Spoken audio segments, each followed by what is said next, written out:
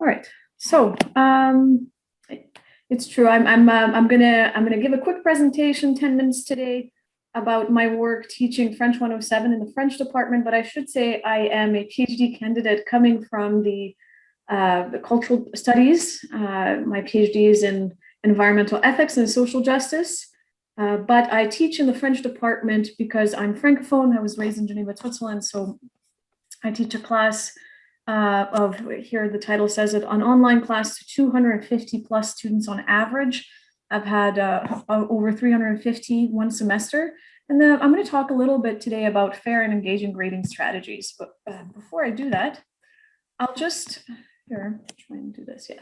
So I'll just give you a little bit of a sense of what French 107 is. So essentially, it's an introductory French class where students come to learn French. So French 107 is the second offering from that department, French 106 being the first. So often students that come in here, they're here to learn French, some of them for mandatory reasons. So this class is mandatory for a third of my students, but another third are actually professionals seeking certificates in French. So you have civil servants from across the country, architects, people from the military, and they're coming and because their employer is paying them to learn French and get that French certificate. So I have a broad spectrum of needs.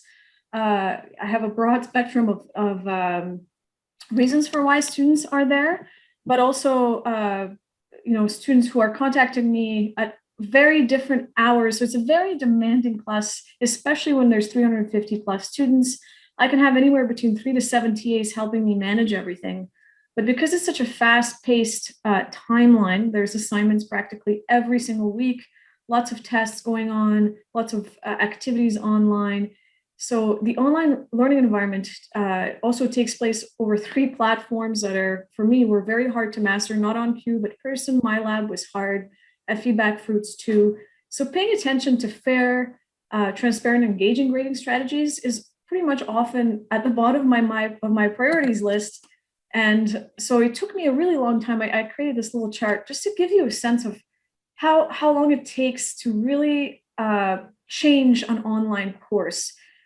Specifically when it's online, these kinds of courses, they're created by ASO. So it's the learning specialists at Queen in collaboration with the French department. And then professors come in, PhD fellows like me come in, and we're asked to teach content that already exists. So changing stuff, if you're only teaching for one semester or 1 year, it's incredibly difficult. In my first time teaching French 107, this was in the fall of 2019, I had 250 students, 5 TAs, and there was this major assignment at the end of the year. I was getting to know the class and I realized there was no grading grid for this final assignment that was worth 35% of student grades. So you could have students who are, coming in with an A, coming out with potentially a D, and, there's no grading grid at all. So TAs, the way that I was instructed to teach them was I would pick out a few of these final assignments myself. I'd find an A, a B, and potentially a C. And I'd send that back to my TAs and I'd say, well, this gives you a sense of what an A, B, or C is. And then what happened with that method had been going on for several years before I came in to teach French 107, was that I had a lot of student complaints. I had a very difficult time meeting the deadline to even submit grades. I had in that first year over 40 complaints, so I had to go back and regrade. And I realized in the regrading that TAs were grading very subjectively and that students had good reason to be upset. Of course, I could not regrade 250 final presentations. That was impossible. There's 5 people doing it. So what happened was in the winter of 2020, I had even more students, less time, but I developed a grid midway through the semester to try and sort of mitigate this problem, and I didn't receive any student complaints. I'm going to show you this grid in a minute, and I'm going to talk about how, even though I did this sort of on the go, it was very, very difficult to streamline it and make it fair and transparent. So I had a conversation with the head of the department. And in the summer of 2020, the course was completely redesigned. I asked for several things, including that the final assignment be worth a little bit less. Ideally, it would have been worth 25%, but it was worth 30% because, it's very stressful for students to be tested on their oral skills and have that make or break their grade. So in the fall of 2020, so this start of this academic year, a whole new grid was recreated. It was streamlined. It was much better. We decreased the worth of this testing. And then by the end of this semester, it was the same grid here in 2021 as in 2020. I made a request to the department with further changes, and I call them the off the grid grading, and I'll tell you a little bit more about that. I really like off the grid everything, so it's good to have puns. But we had a grid, but it still wasn't working because we had a lot of problems with academic violations, academic integrity violations. So I'll get to that a little bit later, but I want to show you the first grid that I created. And here it is. So as you can imagine, so this final presentation is worth 35% of your grade, putting yourself in the student's shoes. They have no idea what they're being tested for or how they're going to be evaluated. They know they have to show an excellence in grammar, vocabulary, pronunciation, and that there's going to be some kind of grade going towards collaborative effort. Because the way that the final presentation is structured is 3 or 4 students come together and we give them a scenario. The scenario is kind of cliche, but that's not the point. The point is to test their French. We tell them, you're a group of 4 students, you were really close in high school, you've graduated from your undergraduate degrees, and you decided to go to Paris together. Sanita. We're still seeing PowerPoint. We're not seeing your grid. Oh, I'm seeing the grid on my own screen. Yeah, we're seeing your presenter's view. Sometimes you need to close the share screen and reopen it with a new window. Oh, I'm so sorry about that. I didn't realize that's. Let me try that again. Are you seeing it now? That's it there. Perfect. Thanks for the feedback. Sorry about that. Never had that problem before, so I'm trying to be mindful. Okay, so I may have to stop this share screen again to go back to the PowerPoint, but anyhow. So what happened was everything was happening arbitrarily and quickly. And there's 350 students. So there's it's very difficult to attend to everybody's needs when you're talking about 350. So I created this myself. There was some kind of ranges that I created that made sense to me. For grammar, of course, I told them what they had to do, what an A would mean, what a B would mean. And I have met with my TA several times. And we talked about what's the difference between an A minus, an A, and an A plus.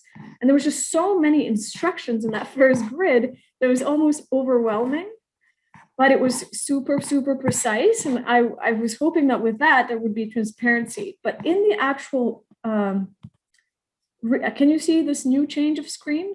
Yes, okay.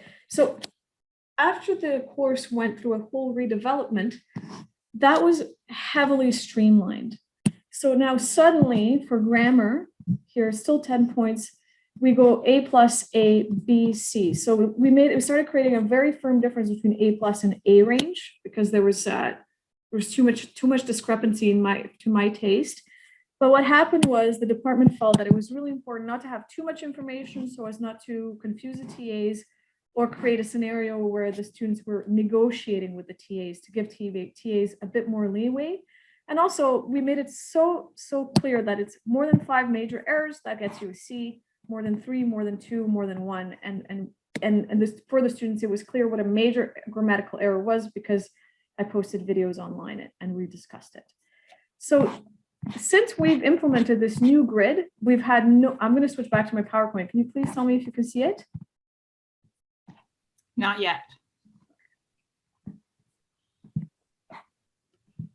All right. So we just went through the fall 2021, the streamlined one, where we went from 35% and a little bit less instructions. And then finally, I realized at the end of this term that even though I had labored for 2 years to create a really excellent grid, there was something missing. We needed to get off the grid grading to do something else because we were having problems with academic integrity violations.